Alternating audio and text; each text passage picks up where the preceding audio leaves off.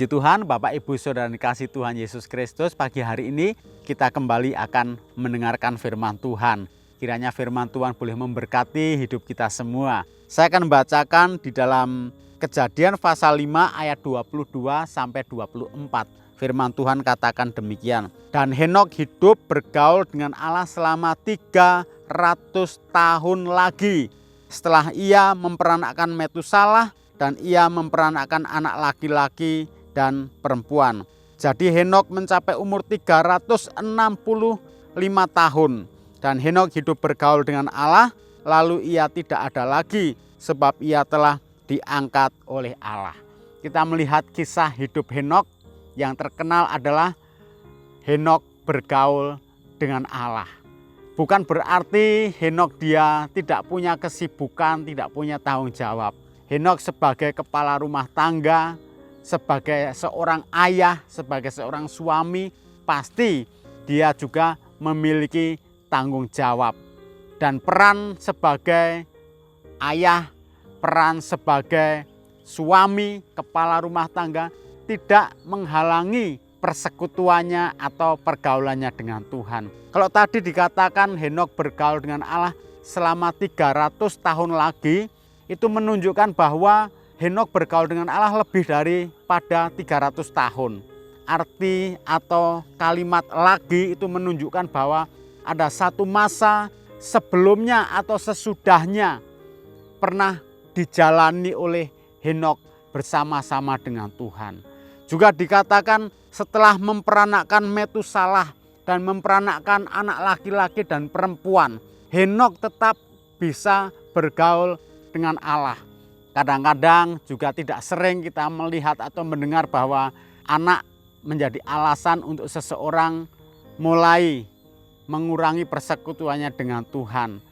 Justru menganggap bahwa kehadiran mereka menjadi penghalang untuk seseorang bergaul dengan Tuhan. Tetapi bagi Henokh justru ketika dia melahirkan anak laki-laki dan perempuan, dia tetap dikatakan bergaul lagi dengan Allah selama 300 tahun. Artinya apa? Semua yang dia dapat dari Tuhan justru bukan menjadi penghalang untuk Henokh bergaul dengan Allah. Seorang di dalam dunia kadang-kadang bergaul hanya beberapa masa, beberapa waktu, berapa lama, lalu bosan, sudah tidak mau bergaul lagi. Atau mungkin karena kondisi-kondisi tertentu, karena kesibukan, karena tanggung jawab, persahabatan yang dulu erat, dulu begitu dekat menjadi semakin renggang atau semakin kendor, mungkin karena kesibukan-kesibukan tersebut. Tetapi Henokh justru di tengah-tengah kesibukannya, dia mempererat hubungannya dengan Tuhan. Seorang sahabat kadang-kadang dia hadir di saat-saat kita sedang melakukan aktivitas, saat kita sedang bekerja, saat kita sedang sibuk, sahabat datang. Ketika sahabat kita datang di tengah-tengah kesibukan kita, tentu tetap kita sambut dia, tentu kita tetap ajak dia berkomunikasi, ngobrol. Bahkan mungkin ketika pekerjaan kita sulit, pas sahabat kita datang, kita bisa sharingkan kesulitan-kesulitan kita kepada sahabat kita. Bapak, Ibu, Saudara, kita bukan saja memiliki sahabat di dalam dunia ini, tetapi kita juga memiliki sahabat yang namanya Yesus. Dia bisa datang di tengah-tengah kesibukan kita. Kita bisa curahkan isi hati kita di tengah-tengah kesibukan kita. Justru ketika kita ada di tengah-tengah kesibukan, undanglah sahabat kita untuk dia masuk di tengah-tengah kesibukan kita. Mungkin ada hal-hal yang sulit untuk kita selesaikan, sahabat dia bisa memberikan solusi, memberikan nasihat, memberikan jalan keluar bagaimana menyelesaikannya. Bersyukur kalau kita bisa mengenal Yesus. Betapa bangganya kita bisa bersahabat dengan pencipta alam semesta. Kalau seseorang dia kenal dengan seorang pejabat atau seseorang yang terpandang di sebuah kotanya, tentu orang itu akan bangga. Bagaimana ketika kita memiliki sahabat yang namanya Yesus. Dia bukan saja Allah yang mau hanya disembah, dipuji, tidak. Tapi dia juga Allah yang mau terlibat dalam setiap kehidupan kita. Kita melihat juga satu ayat di dalam Yakobus pasal 2 ayat 23. Dengan jalan demikian genaplah nas yang mengatakan, lalu percayalah Abraham kepada Allah, maka Allah memperhitungkan hal itu kepadanya sebagai kebenaran. Karena itu Abraham disebut sahabat Allah.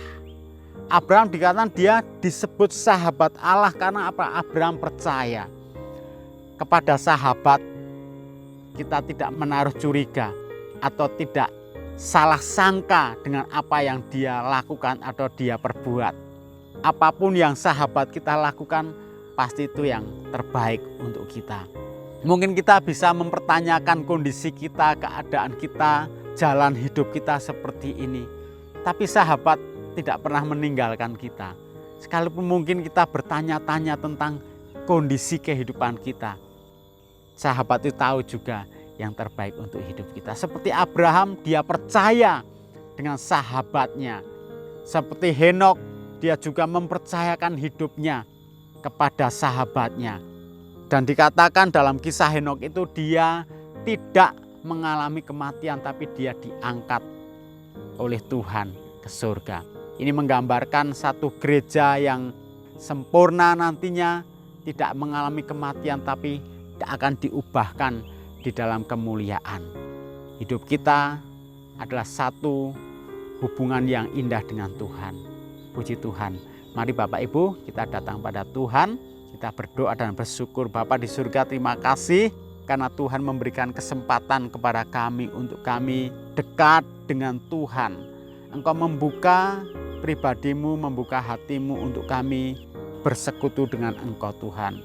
Terima kasih, biar di tengah-tengah kesibukan yang Tuhan percayakan dalam hidup setiap kami, di tengah-tengah tanggung jawab yang harus kami selesaikan, di tengah-tengah kesibukan kami, Engkau hadir Tuhan.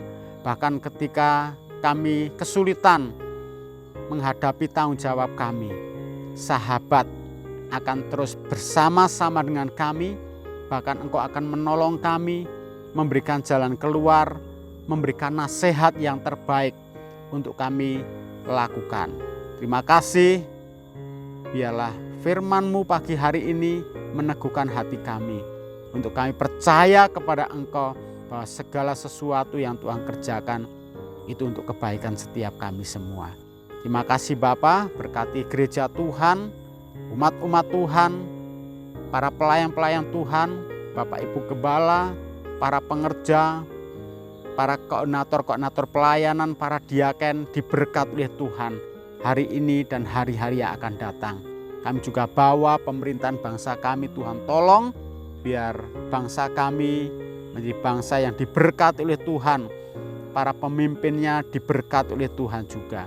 Terima kasih Bapa, hari ini kami akan jalani dan masuki bersama-sama dengan Engkau di dalam nama Tuhan Yesus Kristus. Haleluya. Amin.